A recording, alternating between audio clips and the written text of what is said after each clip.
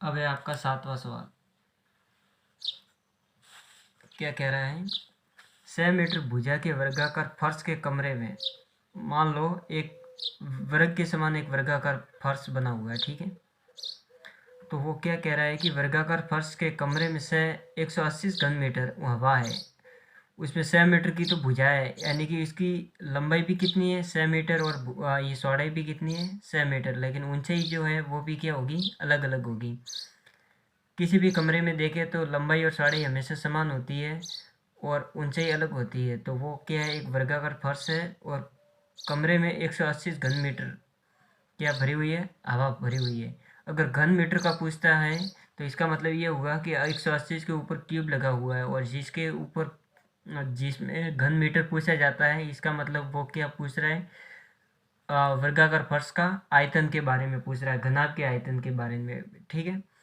तो कमरे की क्या ज्ञात करनी है, ऊंचाई ज्ञात करनी है। 6 मीटर भुजा के वर्गाकार फर्श के कमरे में 180 घन मीटर हवा है, तो कमरे की ऊंचाई ज्ञात कीजिए। ये लंबाई जो दे रखी है वो भी 6 मीटर है, और इसकी जो चौड़ाई है वो भी कितनी है, 6 हो जाएगी। तो सबसे पहले अपने को चौड़ाई ज्ञात करनी है। तो सबसे पहले हल करेंगे, लिखेंगे यहाँ पे कमरे की, पहले तो लंबाई लिखेंगे, कमरे की लंबाई। कमरे की लंबाई कितनी दे रखी है, ये लंबाई दे रखी है 6 मीटर, ठीक है। अब है कमरे की चौड़ाई। कमरे की चौड़ाई, कमरे की चौड़ाई जो है वो भी 6 मीटर दे रखी है। अब कमरे की लंबाई 6 मीटर है और चौड़ाई 6 मीटर है, तो ऊंचाई वो क्या है, अलग होगी। तो कमरे की ऊंचाई,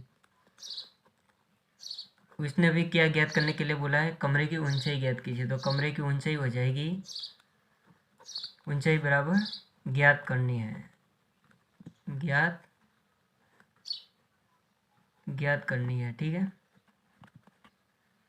तो अपने को अब देखो, इसमें कमरे की लंबाई भी अलग है, चौड़ाई भी अलग है, और कमरे की ऊंचाई अलग है, तो तीनों अलग अलग है। इसका मतलब वो क्या पूछ रहा है, घनाभ का आयतन, ठीक है। तो लिखेंगे घनाभ का आयतन। घनाभ का आयतन कितना दे रखा है, 180 घन मीटर। घनाभ का आयतन, आयतन बराबर कितना है, 180 मीटर क्यूब, ठीक है, 180 मीटर क्यूब, ठीक है। घनाभ के आयतन का सूत्र क्या होता है, अब सूत्र में देखिए, उसमें लिखा है लंबाई इंटू चौड़ाई इंटू ऊंचाई, बराबर कितना दे रखा है, 180 मीटर क्यूब, ठीक है, 180 मीटर। अब लंबाई कितनी दे रखी है, 6 मीटर। चौड़ाई कितनी दे रखी है, 6 मीटर। ऊंचाई क्या है, कोई नहीं, तो ऊंचाई अपने को ज्ञात करनी है। तो ऊंचाई बराबर कितना हो जाएगा, 180। 6 का गुणा 6 से किया तो कितना होगा, 36। 36 को इस साइड भेज देते हैं, तो यहाँ पे मान किसका ज्ञात करना है, ऊंचाई का। तो ऊंचाई बराबर 180 बटे में हो जाएगा 36, ठीक है। वापिस देखो एक बार, 6 का गुणा 6 से किया 36, मान ऊंचाई का ज्ञात करना, तो ऊंचाई बराबर ये सिर्फ 36 जो है वो 180 के बटे में भेज देंगे, यानी गुणे में है तो भाग में। तो 18 दूनी 36 होता है, तो 36 का भाग 180 में कितनी बार जाएगा, 36 पंजे 180 होता है, तो ये कट गया 5, तो ऊंचाई बराबर कितना आ गया, 5 मीटर, ठीक है। तो ये था आपका 7वां सवाल। लिखो इसे एक बार, ये आ गया आपका 5 मीटर। अब अगला है 8वां सवाल। 44 मीटर लंबी, 1.5 मीटर ऊंची और 85 सेंटीमीटर चौड़ी क्या है, एक दीवार बनी हुई है। चौड़ी दीवार बनी हुई नहीं है, बनानी है। तो बनाने में 22 centimetre into 10 centimetre into 7 centimetre माप की अपने को क्या चाहिए, ईंटों की आवश्यकता है। तो माप की कितनी ईंटों की आवश्यकता है, ठीक है। 44 मीटर लंबी, 1.5 मीटर ऊंची और 85 सेंटीमीटर चौड़ी दीवार बनाने में 22 centimetre into 10 centimetre into 7 centimetre माप की कितनी ईंटों की आवश्यकता है। तो अपने को ईंटों की कुल ज़रूरत पूछी है कि अपने को कितनी ईंटें अभी चाहिए। तो सबसे पहले वो क्या पूछ रहा है, यहाँ पे देखो दीवार की लंबाई चौड़ाई और ऊंचाई दे रखी है और ईंटों की भी ईंटों की भी लंबाई चौड़ाई और ऊंचाई दे रखी है। तो सबसे पहले लिखेंगे हल करके दीवार की लंबाई। दीवार की लंबाई कितनी दे रखी है, 44 मीटर, यहाँ पे 44 मीटर है। कितनी है, 44 मीटर, एम कर देता हूँ, 44 मीटर। दीवार की चौड़ाई, दीवार की चौड़ाई कितनी है, 1.5 मीटर। अब लिखेंगे दीवार की ऊंचाई। दीवार की ऊंचाई बराबर कितनी दे रखी है, 85 सेंटीमीटर, 85 सेंटीमीटर। अब क्या पूछा है, चौड़ी दीवार बनाने में 22 सेंटीमीटर, 10 सेंटीमीटर और 7 सेंटीमीटर माप की कितनी ईंटों की, यानी कि ये ईंटों की लंबाई चौड़ाई और ऊंचाई दे रखी है। तो ईंटों की लंबाई, ईंटों की लंबाई, ईंटों की लंबाई कितनी दे रखी है, 22 सेंटीमीटर, 22 सेंटीमीटर। ईंटों की चौड़ाई, ईंटों की चौड़ाई कितनी दे रखी है, 10 सेंटीमीटर, 10 सेंटीमीटर। अब है ईंटों की ऊंचाई। ईंटों की ऊंचाई कितनी दे रखी है, ईंटों की ऊंचाई है अपने पास 7 सेंटीमीटर। अब देखो सब में सेंटीमीटर सेंटीमीटर सेंटीमीटर, यहाँ पे भी मीटर है, यहाँ पे भी मीटर है। तो अब क्या करेंगे, इसको भी मीटर में बदलेंगे। तो मीटर में बदलने के लिए क्या करेंगे, मीटर में बदलने के लिए देखो 1 मीटर बराबर कितने सेंटीमीटर होते हैं, 100 सेंटीमीटर होते हैं। तो दीवार की लंबाई कितनी है, 44 मीटर है। तो 44 मीटर में गुणा 100 कर देते हैं, 44 इंटू 100 बराबर 4400 सेंटीमीटर आपका उत्तर आ जाएगा। फिर 1.5 इंटू 100 तो बराबर कितना आ जाएगा, 150 सेंटीमीटर। तो ये सब हो गया सेंटीमीटर में। अब क्या ज्ञात करते हैं, इसमें भी देखो लंबाई चौड़ाई और ऊंचाई तीनों अलग अलग है, इसमें भी लंबाई चौड़ाई और ऊंचाई अलग अलग है। तो क्या करेंगे, घनाभ का आयतन ज्ञात करेंगे। घनाभ का आयतन,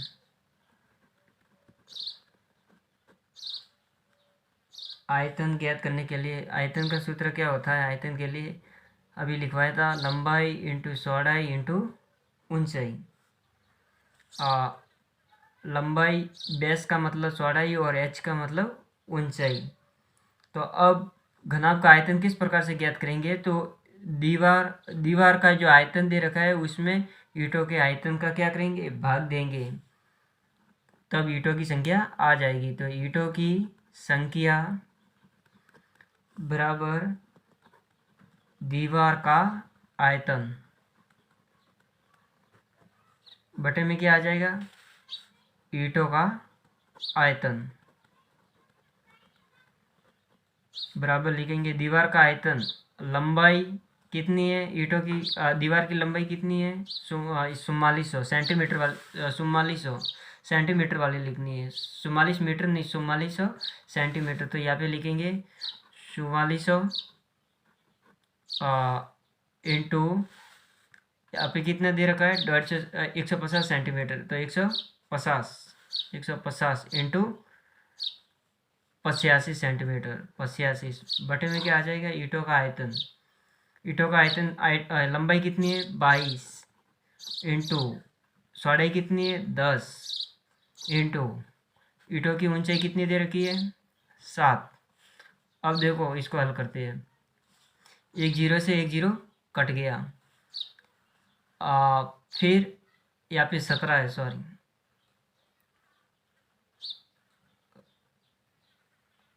अब अपने किताब में देखिए यहाँ पे 17 लिखा है, ठीक है।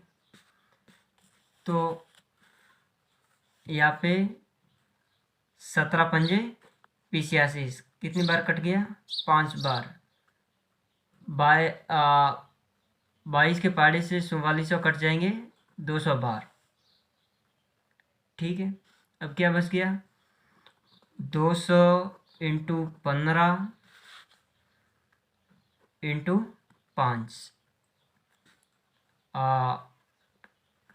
2 जीरो का तो 2 जीरो, 15 दूनी 30, फिर 30 का गुणा इससे करेंगे, 5 दिया 15, तो हो जाएगा 15,000। बराबर में कितना आ जाएगा? 15,000।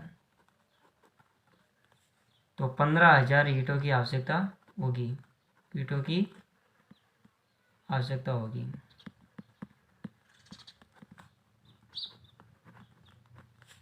ठीक है, एक बार वापिस समझिए। दीवार की लंबाई देखो, सवाल पढ़ो एक बार। 44 मीटर लंबी, 1.5 मीटर ऊंची और 85 सेंटीमीटर चौड़ी दीवार बनाने में 22 centimetre into 10 centimetre into 17 centimetre माप की कितनी ईंटों की आवश्यकता होगी? तो दीवार की लंबाई कितनी दे रखी है?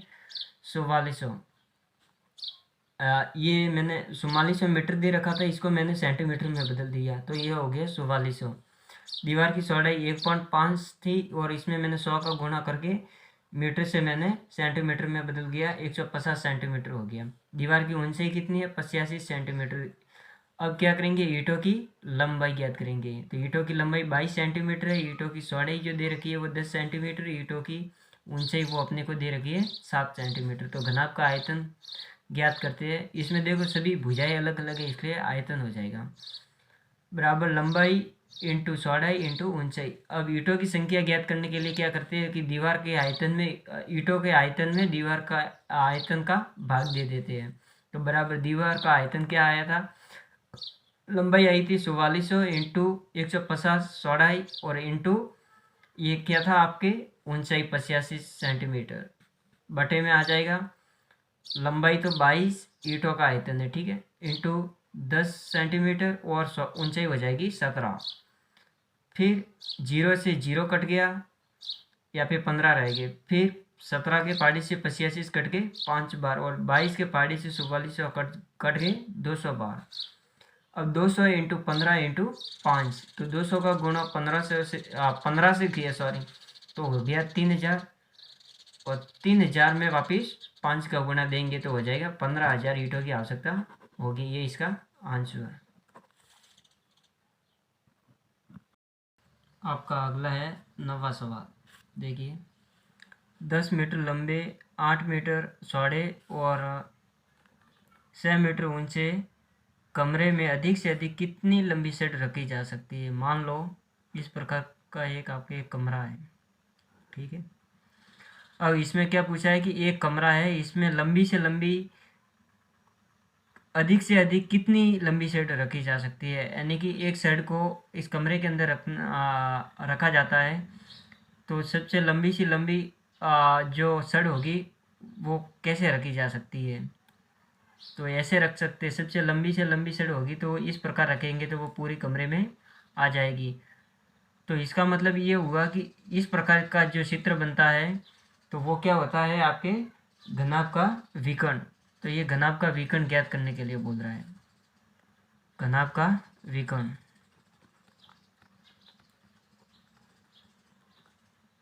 विकर्ण, घनाभ का विकर्ण का सूत्र क्या होता है?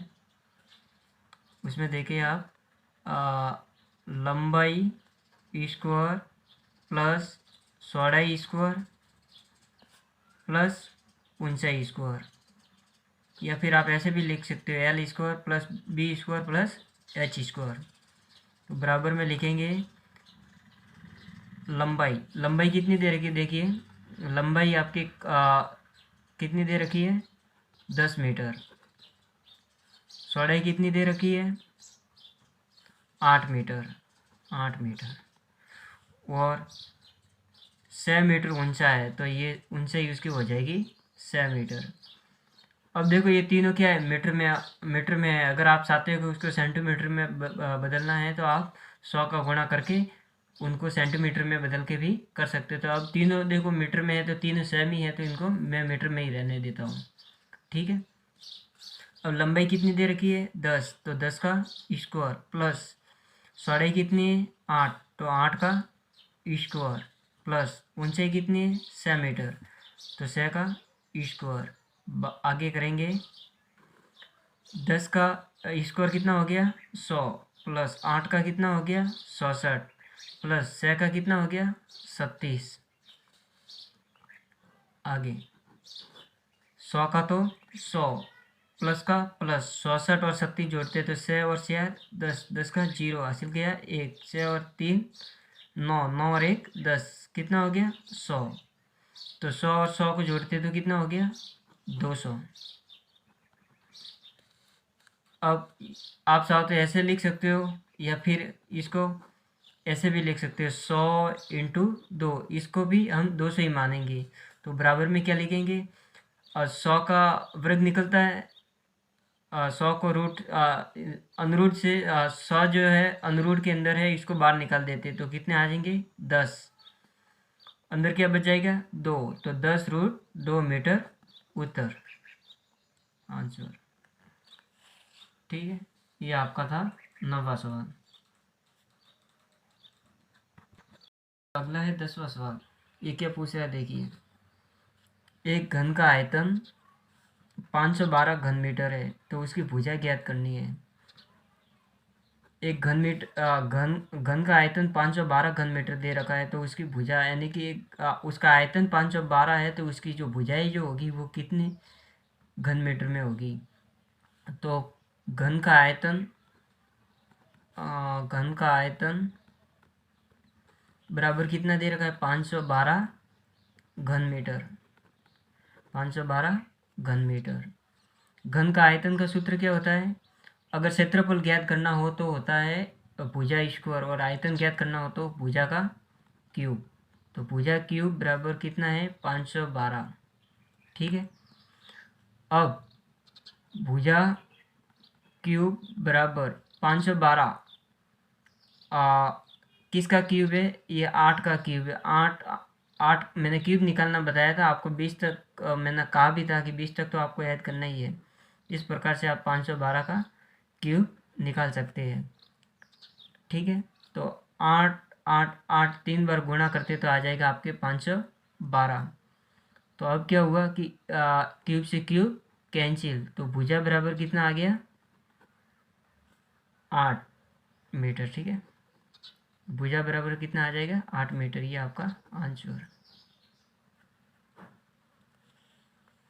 बहुत ही सरल सवाल था ये। देखो, एक घन का आयतन 512 घन मीटर दे रखा था, उसकी भुजा ज्ञात करनी थी। तो घन का आयतन कितना है 512 घन मीटर। घन का आयतन का सूत्र होता है भुजा का क्यूब 3 बराबर 512। अब 512 किसका क्यूब है, तो 8 का, 8 का गुणा 3 बार करते तो हो जाएगा 512। फिर क्यूब से क्यूब कैंसिल, भुजा बराबर कितनी आ गई 8 मीटर, यानी कि इसकी प्रत्येक भुजा जो हो जाएगी 8 मीटर हो जाएगी। ये इसका उत्तर।